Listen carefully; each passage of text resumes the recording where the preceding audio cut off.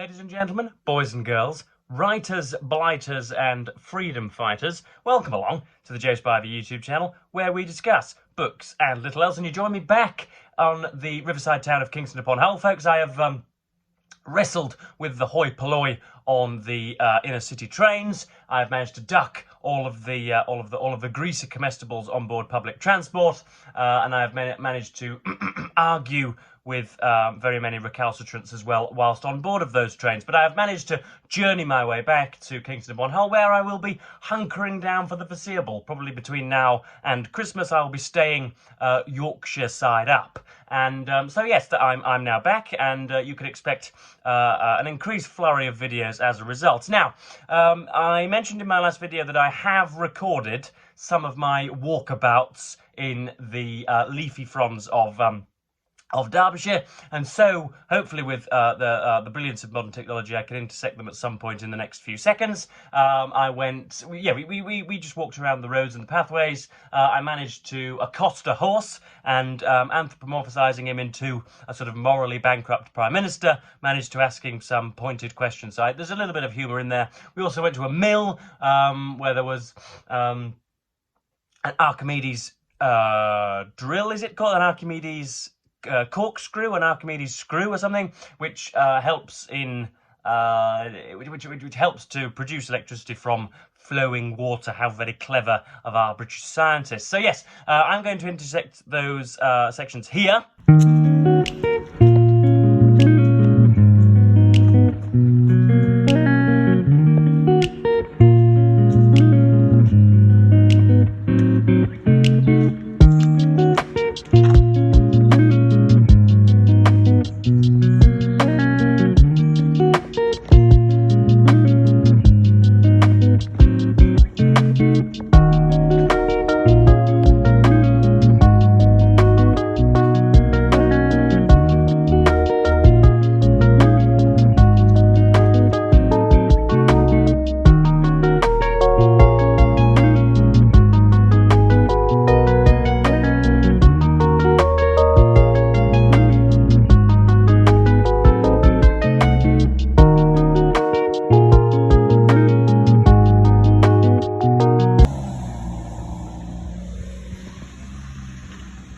Mortal enemies.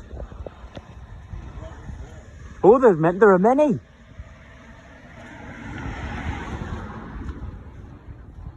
are many. Many of what Jeremy Clarkson called Tesco. Here we are. The social stupidity of the vlogger. Will you resign, Prime Minister? Will you tell the truth to the British public at last? Here we are, the humble horse.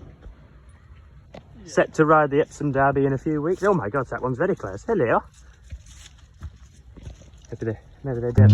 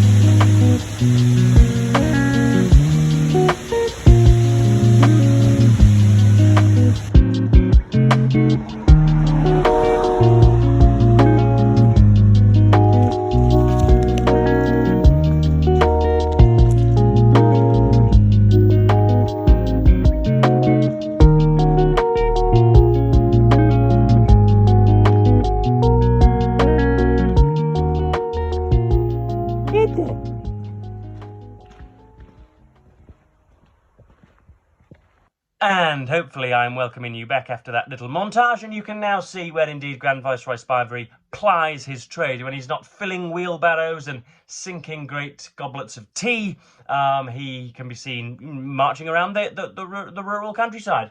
So yes, without further ado, today we are addressing Non-Fiction November once more. This is the estimable BookTube event, which induces those horrid prisoners who never read non-fiction to read at least one or two books, and for those of us who usually dedicate at least a quarter of our reading to non-fiction anyway, to perhaps go the whole hog and dedicate one's entire month to non-fiction reading, which is a little bit dogmatic and zealous for my liking, but I might very well try. I certainly haven't read any fiction in November so far. So yes, today we are looking at the first quarter of Ian Kershaw's abridged biography of Adolf Hitler, which was released in about 2010 after his barnstorming duopoly called the two biographies were called Hubris and Nemesis respectively, and so he abridged it in what I think he called a sort of a palatable brick in the introduction for people that didn't want to read 1,800 pages on Adolf Hitler. You could read 1,000 and think yourself very leniently dealt with, I think. So yes, now I've got a few sections that I want to highlight, but I may as well just go through some of the bullet points of Adolf Hitler's life. Born in Austria to a kind of a very hard taskmaster of a father and a very sort of, what should we say, a recoiling, reticent, very cautious young mother who was almost certainly bludgeoned at the hands of an authoritative father, and dear little Adolf may well have been bludgeoned at those same paternal hands too. Worth noting, I think, something which isn't drawn upon very often, but something that I want to highlight because I'm so effervescently magnificent, is the change of Hitler's paternal surname. Alois, I think as his father was called, had an initial name of Schicklgruber, which of course is quintessentially sort of Germanic. You can imagine a Schicklgruber prancing about in lederhosen, sort of blowing tunes out to the nearby cows, and you know, the rest can be pictured in one's mind. But the change of Schicklgruber to Hitler, I think anyway, euphonically lends something of an authoritative tone to Hitler's surname. You couldn't very well shout Heil Schicklgruber very often without descending into sort of mordant laughter. So I think Hitler's surname helps, or the change of surname helps. But yeah, an aimless child, a talentless mediocrity at school, somebody who looked to curry favour with the cool kids rather than settle down and revise and win himself a career. I think his father wanted him to be a civil servant or a town councillor, a sort of a straight-laced industrialist, if you will. Just, somebody who would work 9 to 5, pay his dues, raise a family of 2 or 3, and then shuffle off the mortal coil, quietly and absent-mindedly. That wasn't the case. Hitler, bit of a dilettante, bit of a sort of, a work-shy artist who fancied himself as something of a painter. And before long, he runs off to Vienna. He's actually enjoys sort of a middle-class plenitude. He's got something of a stipend from his aunt. He doesn't really want for much money, even though he does a bit of vagabondage every now and then. And so, yeah, that's the sort of the early life. Goes to Vienna to attempt to enter art school. He attempts twice. The first time he's more successful than the second time, but for some reason his art isn't up to standard, perhaps, and he is forced to lodge and to essentially waste his grandmother's pension, or his aunt's pension, and just sort of pettifog around. And yeah, those are the early bullet points that I wanted to address. But you don't sense, you don't get within Hitler somebody who was instantly anti-Semitic, and Ian Kershaw wastes a lot of time, or not wastes a lot of time, but uses up a lot of time discussing just when it was that the kind of molten, irrepressible anti-Semitism was first fostered inside of the young Hitler's resentful bosom. And it could well have been the sort of bespoiled Jews that were sort of littering the streets at the time, or it could have been the famous stabbing in the back after the First World War. It's worth noting that the first exploits that are championed by others within Hitler are his sometimes his militaristic bravery. He was something of a messenger and would have to dart in and out of missiles and shellfire and bullets, and that was apparently when he felt most alive, and was given the Iron Cross second class, I do believe, for his brave service. But then, when he is blinded by mustard gas and when he is laid up supine in the hospital, it is announced that Germany has conceded defeat, and that's then sort of repurposed by right-wing propagandists as a stabbing the back, by the sort of an amalgam of the horrid Bolsheviks in Russia and some of the limp-wristed bureaucrats who have rule in Germany. And then right from the beginning, he gets involved with right-wing parties, and for once in his life, again, is told that he is a very, very talented speaker. It's worth noting that he relies on a sort of a simplistic demagoguery. He doesn't, like I would perhaps say of myself, he doesn't get into the proper gristle of the issues.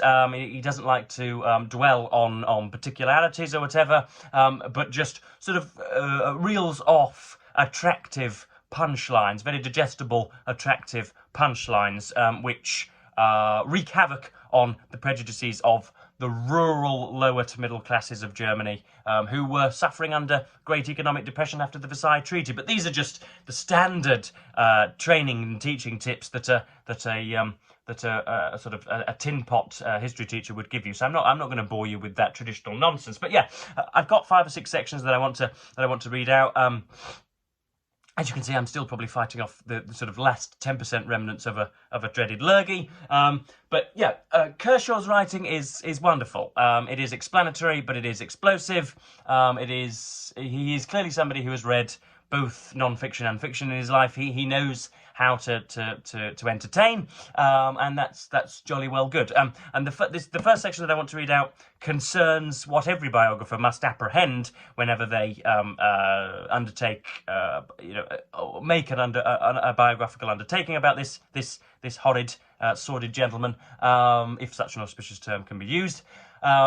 They wonder just why it is that an otherwise industrial, somewhat sophisticated, intelligent, rather tactful and polite, upstanding society could come under the tyrannical thraldom of a manipulative fascist. How it was that such a usurpation, if such a word is indeed in the dictionary, if such a usurping of normality, how that was possible, and so this is what Kershaw addresses. Rather than the issue of historical greatness of Hitler, we need to turn our attention to another question, one of far greater importance. How do we explain how someone with so few intellectual gifts and social attributes, someone no more than an empty vessel outside his political life, unapproachable and impenetrable even for those in his close company, incapable, it seems, of genuine friendship, without the background that bred high office, without even any experience of government before becoming Reich Chancellor, could nevertheless have such an immense historical impact, could make the entire world hold its breath? Perhaps the question is, in part at least, falsely posed. For one thing, Hitler was certainly not unintelligent and possessed a sharp mind which could draw on his formidably retentive memory. He was able to impress not only, as might be expected, his sycophantic entourage, but also cool, critical, seasoned statesmen and diplomats with his rapid grasp of issues. His rhetorical talent was, of course, recognised even by his political enemies, and he is certainly not alone among 20th century state leaders in combining what we might see as deficiencies of character and shallowness of intellectual development with notable political skill and effectiveness. It is as well to avoid the trap which most of his contemporaries fell into of grossly underestimating his abilities. So yeah, or at least grossly underestimating his appeal. There you are. That's the same section that all biographers of this man have to grapple with.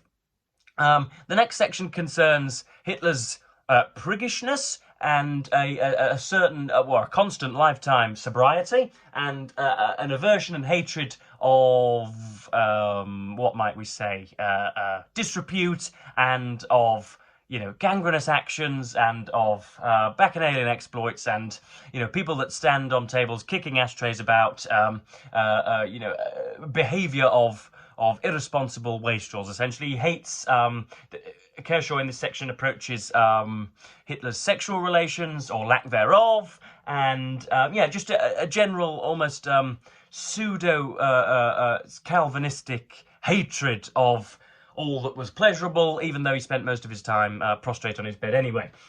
He has a friend in Vienna called Kubisek, who does indeed get into the college as a pianist, I think, and of course that then means that Hitler has to harbour even more resentment towards a close, successful friend. In Kubisek's view, Hitler was outrightly misogynist, and now I want to use this opportunity to point out that misogynist for everybody, even for redoubtable biographers, and indeed for you lowly subscribers, misogynist is a noun, it is not an adjective. You cannot say, ooh, he's very misogynist. That is an incorrect use of the English language. I hate to be a standard bearer and a gatekeeper, folks, but misogynist is a noun. All you have to do to make the jolly decent word an adjective is to, go down into your dungeons, find the letter I and the letter C, and with mental globules, stick them together, and all of a sudden you have the word misogynistic, which is a perfectly good adjective. You cannot say he was misogynist. That would be like this. That would be the same as saying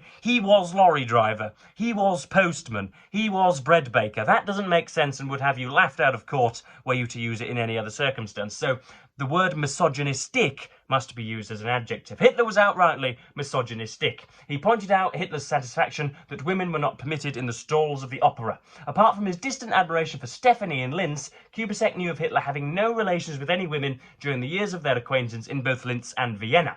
This would not alter during his remaining years in the Austrian capital. None of the accounts of Hitler's time in the men's home, that's the home of sort of illustrious vagrants, gives a hint of any women in his life. When his circle of acquaintances got round to discussing women, and doubtless their own former girlfriends and sexual experiences, the best Hitler could come up with was a veiled reference to Stephanie, the best Hitler who had been his first love, though she never knew it because he had never told her. The impression left with Reinhold Hanisch, an acquaintance from that time, for some reason I made him sound like a sort of an Eastern character. The impression left with Reinhold Hanisch was that Hitler had very little respect for the female sex, but very austere ideas about relations between men and women. He often said that if men only wanted to, they could adopt a strictly moral way of living. This was entirely in line with the moral code preached by the Austrian pan-German movement associated with George Ritter von Schonerer, whose radical brand of German nationalism and racial anti-Semitism Hitler had admired since his Linz days. Celibacy until the 25th year, the code advocated, was healthy, advantageous to strength of will, and the basis of physical or mental high achievement. The cultivation of corresponding dietary habits was advised. Eating meat and drinking alcohol, seen as stimulants to sexual activity, were to be avoided. And there you are. You have the initial priggishness and the straight-laced nature of Adolf Hitler. And I think he would be a kind of a concerted teetotaler for the rest of his life. But I think when you are countenancing the kind of genocidal expulsion of 6 million people, I don't think a brandy here or there of a Saturday evening is all that morally abhorrent. But there we are. Next up, we have him talking about Kerhsaw talking about the peculiar situation, or at least the predisposition of Bavarians and of rural Germans to hear Hitler's speech in and around Munich and around Bavaria and Upper Silesia and all those regions. Should he have been born into decency in a metropolitan area, it is highly likely that Hitler's fist pumping and chest pumping and table banging and his weird skills as a guttural rhetorician would not have come to any sort of fruition. He would have been laughed out of town.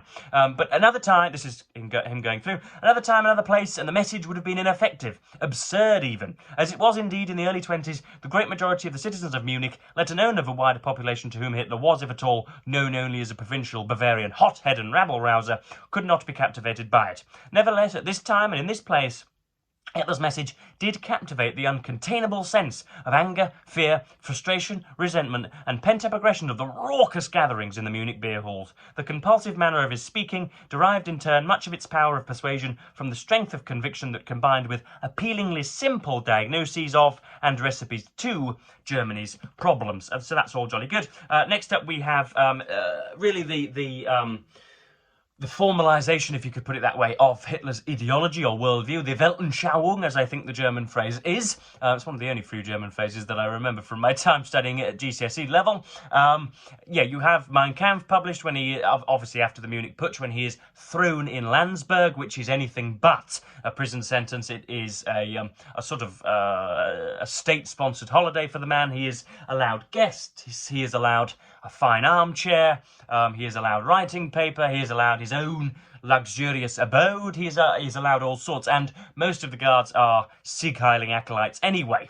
And so he's allowed to write Mein Kampf, which comes out in 2 volumes, which initially is a kind of derogatory failure, and afterwards, of course, when he assumes power, becomes very, very important indeed, and well sold indeed. Mein Kampf gives an important insight into his thinking in the mid-20s. By then he had developed a philosophy that afforded him a complete interpretation of history, of the ills of the world, and how to overcome them. Tersely summarised, it boiled down to a simplistic, Manichaean view of history as racial struggle. I've circled it there, you can see I learnt the word Manichaean throughout reading this book. Essentially talking about evil spirits coming to beset the land, and only angelic strength and righteousness being able to fight it away. A very, very, very simplistic view, which is probably used by magpies as well as it is human beings. It boiled down to a simplistic Manichaean view of history as racial struggle, in which the highest racial entity, the Aryan, was being undermined and destroyed by the lowest parasitic Jew. The racial question, he wrote, gives the key not only to world history, but to all human culture. The culmination of this process was taken to be the brutal rule of the Jews through Bolshevism in Russia, where the blood Jew had, partly amid inhuman torture, killed or let starve to death around 30 million people in truly satanic savagery in order to secure the rule over a great people of a bunch of Jewish literati and stock market bandits. The mission of the Nazi movement was therefore clear: to destroy Jewish Bolshevism. At the same time, a leap of logic that moved conveniently into a justification for outright imperialist conquest. This would provide the German people with the living space needed for the master race to sustain itself. Again, utterly abhorrent and completely rancid, but also wrong-headed. That's what always gets me about essentially just racism of all cloths.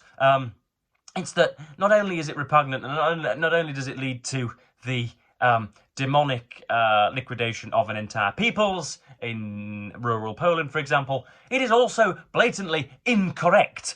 Even if there was such a racial disparity between Jews and African Americans and white Americans, even if there was such a disparity, it wouldn't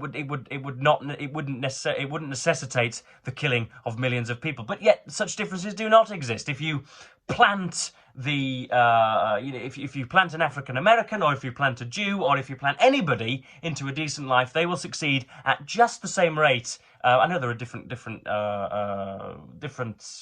Goodness me, the English language is a real struggle for me at the moment. There are different factors to be considered, but if you plonk someone in there, they will do just as well. If you plonk a black person or a Jew or an Aboriginal individual into the halls of power, they will do just as well as any white individual. So it is, as well as heinous, just utterly wrong, and shows intellectual myopia. But yeah, that should just about cover everything that I want to read out today. Kerhsaw also looks at Hitler's unwillingness to work and his readiness to just dive into the beer halls and wax lyrical and not really do any of the other party work or party political work, and how it was a mix of brash conservatives who wanted to sort of gather a movement together. It's all much more complex than, of course, than I'm giving it credit for.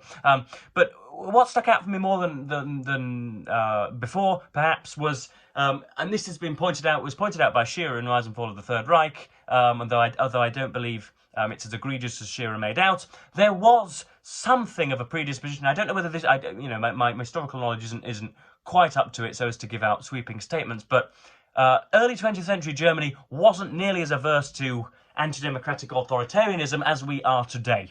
I don't doubt that a great deal of the citizens hated the idea of rule from above and a dictatorship and enabling acts ratified in the Reichstag.